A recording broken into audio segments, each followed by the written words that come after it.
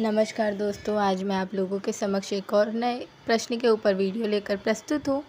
आज हम नई कविता का परिचय भी देखेंगे और उसकी विशेषताओं पर भी नज़र डालेंगे, जो कि परीक्षा के माध्यम से एक बहुत महत्वपूर्ण प्रश्न है। तो वीडियो शुरू करने से पहले मेरा आप लोगों से आग्रह है कि कृपया वीडियो को लाइक कर दें और चैनल को सब्सक्राइब कर दें। तो चलिए अब हम अपनी वीडियो का आरंभ करते हैं और देखते हैं कि नई कविता क्या है और उसकी विशेषताएँ क्या हैं। सर्वप्रथम हम नई कविता का परिचय देखते हैं। प्रयोगवादी कविताओं ने आगे चलकर नई कविताओं का रूप ले लिया। नवीन कविताओं के प्रमुख विषय चमत्कार और जीवन यथार्थ थे। नई कविताएं परिस्थितियों की उपज हैं। इनका लेखन स्वतंत्रता के बाद किया गया।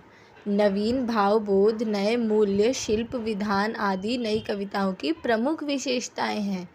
प्रथम विश्व युद्ध के बाद पहली बार मनुष्य की असहायता, विवशता और निरुपायता सामने आई।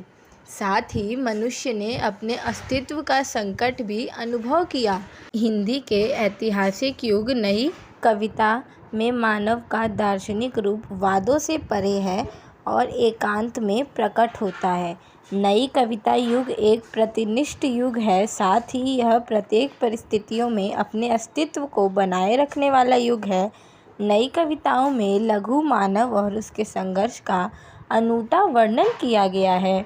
नई कविता के कवि दो परिवेश को लेकर लिखने वाले कवि हैं। ग्रामीण और शहरी दोनों परिवेश का नई कविताओं में वर्णन किया गया है। इसके अलावा कुंठा, असमानता, घुटन और कुरूपता का वर्णन भी नई कविताओं में किया गया है। गिरिजा कुमार माथुर, धर्मवीर भारती, शमशेर बहादुर सिंह आदि शहरी परिवेश के कवि हैं। इनके अलावा भवानी प्रसाद मिश्र, केदारनाथ सिंह, नागा अर्जुन आदि ग्रामीण परिवेश के कवि हैं। नई कविता को वस्तु की तुलना में शिल्प की नवीनता ने ज़्यादा गंभीर चुनौती दी है। नए शिल्प अपनाना तथा परंपरागत शिल्प को तोड़ना कठिन कार्य था। इसलिए नई कविता युग में छोटी छोटी कविताओं की प्रचुरता रही है। प्रभावशीलता की दृष्टि से ये छोटी छोटी रचनाएं भी बड़े बड़े वृत्तांतों को सफलता के साथ वर्णित करती है। नई कविताओं में व्यंग्यों की प्रधानता रही है। इसका कारण तत्कालीन समाज में घुटन, आक्रोश और नैराश्य के भाव को स्वाभाविक रूप से उपस्थित रहना है। मतलब यहाँ पे हमने जो नई कविता का परिचय देखा, उसमें हम क्या देख रहे हैं कि सबसे पहले तो ये किसी वाद के साथ संबंध नहीं रखती है। वाद मतलब जैसे आपने नई कविता, जब आधुनिक काल शुरू हुआ तब आपने देखा छायावाद काल आया, प्रयोगवाद आया, प्रगतिवाद आया। तो इन सब वादों से ये नई कविता दूर है। दूसरा, इसने सारी पुरानी रूढ़ियों को छोड़ के अपना नया अस्तित्व अपनाया है।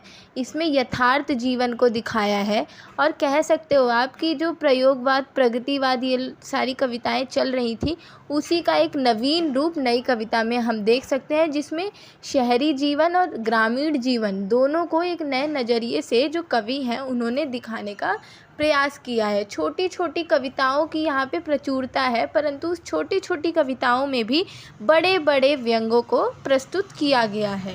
और इसके साथ साथ जो मनुष्य का यथार्थ है, जो जीवन में यथार्थ है, जो दुख है, जो पीड़ा है, जो ये सामंती पूंजीवादी लोगों के प्रति आक्रोश है लोगों का, ये सब एकदम यथार्थ तरीके से थोड़ी बहुत कल्पना के साथ मानव हित की बात करते हुए अपनी कविताओं में प्रस्तुत किया गया है। मतलब नई कविता जो है वो पुरानी चली आ रही रूढ़ियों से ग्रस्त नहीं है, वो एक नवीन तरीके का भाव लेकर आई है, नवीन तरीके की विचारधारा लेकर आई है, जिसमें केवल मनुष्यों के हित की बात करी गई है, यथार्थ को दर्शाया गया है।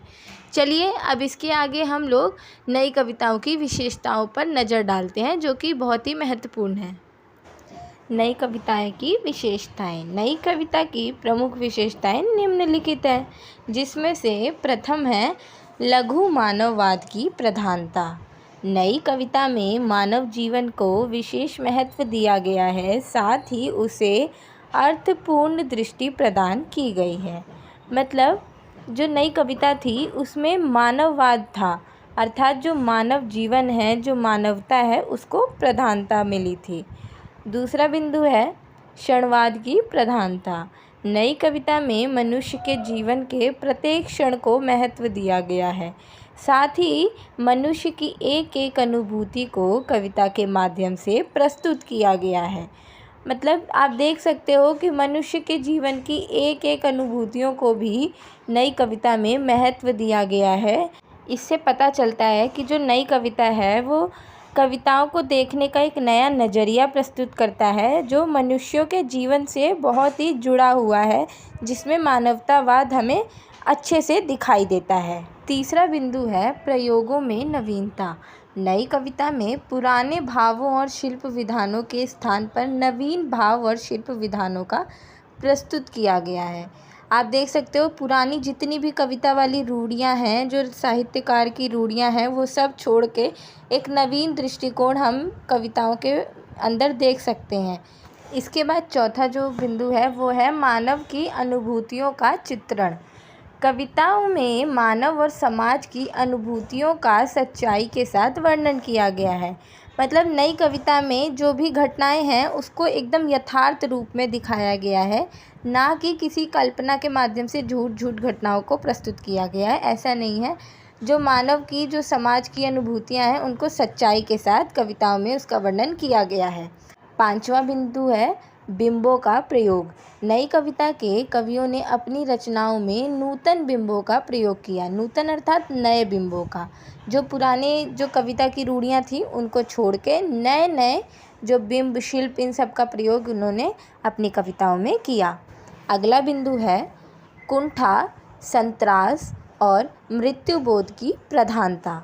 नवीन कविताओं में मानव मन के व्याप्त कुंठाओं का चित्रण किया गया है। इसके अलावा जीवन के संत्रास और मृत्युबोध का भी मनोवैज्ञानिक ढंग से अंकन किया गया है।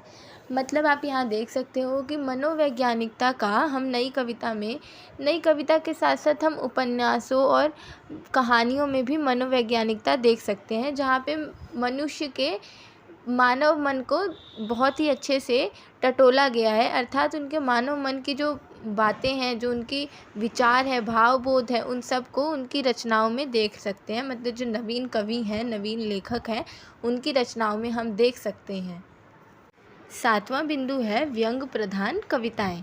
नई कविताओं के युग में कवियों ने अपनी रचनाओं में मानव जीवन की विसंगतियों, विकृतियों और अनैतिकतावादी मान्यताओं पर व्यंगों के माध्यम से करारे प्रहार किए हैं। मतलब आप जानते हैं कि लोगों की जो विसंगतियाँ होती हैं जीवन की, अनैतिकतावाद होता है, ऐसी रूढ़ियाँ होती हैं, कुछ मान्यताएं होती हैं जो समाज हित के लिए, मनुष्य हित के लिए अच्छी नहीं होती हैं, परंतु लोग उसको अपनाते हैं, उसको जारी रखते हैं। जैसे हम छोटा सा एग्जांपल ले लें कि आज भी जातिवाद जैसी चीज़ें ख़त्म नहीं हो पा रही हैं कहीं कहीं। तो जो हमारे साहित्यकार हैं, जो हमारे कवि हैं, उन लोगों ने नवीन दृष्टिकोण अपनाया है और इन सब विसंगतियों पर, जो ये गलत चीज़ें हैं, इनके ऊपर अपने कविताओं के माध्यम से प्रहार किया है। आठवां बिंदु है प्रकृति चित्रण। नई कविता में रंग, स्पर्श, ध्वनि आदि पर आधारित बिंबों के द्वारा प्रकृति के विशिष्ट दृश्यों को बड़ी सूक्ष्मता के साथ उभारा गया है। मतलब हम नई कविता में प्रकृति चित्रण को भी एक नए नज़रिए से देख सकते हैं। प्रकृति को कवियों ने एक नए नज़रिए के साथ नवीन बिंबों के सहारे से अपनी कविताओं में दर्शाने का प्रयास किया है। आइए अब हम निष्कर्ष को देखते हैं। नई कविता ने लोक जीवन की अनुभूति, सौंदर्य बोध, प्रकृति और उसके प्रश्नों को एक सहज और उदार मानवीय भूमि पर ग्रहण किया। साथ ही साथ लोक जीवन के बिंबों, प्रतीकों, शब्दों और उपमानों को लोक जीवन के बीच से ही चुनकर उसमें अपने को अत्यधिक संवेदनापूर्ण और सजीव बनाया। अर्थात आप मोटे मोटे शब्दों पे कह सकते हो कि नई कविता पुरानी कविता रूढ़ियों को छोड़कर, उनसे मुक्त होकर एक आज़ाद चिड़िया की तरह अपने भावों को यथार्थ रूप में अपनी शैली, अपने बिंबों के माध्यम से प्रस्तुत करती है, जिसमें मानवता दिखती है, जिसमें मानव जीवन को महत्व दिया जाता है, जिसमें स्त्री, प्रकृति, हर चीज़ को एक नवीन दृष्टि मिलती है, जिसमें यथार्थ का सबसे ज़्यादा बोध हुआ है, ना कि कल्पना का। यथार्थ जीवन से लेकर हमें एकदम सच्चाई के साथ कविताओं में घटनाओं को देखने को मिलता है। मतलब नई कविता जो है वो एक नवीन दृष्टिकोण से उपजी हुई, स्वतंत्रता के बाद लिखी हुई एक नवीन दृष्टिकोण के साथ प्रस्तुत की हुई कविता है। धन्यवाद। आशा करती हूँ आपको वीडियो पसंद आई होगी। कृपया वीडियो को लाइक कर दें और चैनल को सब्सक्राइब कर दें।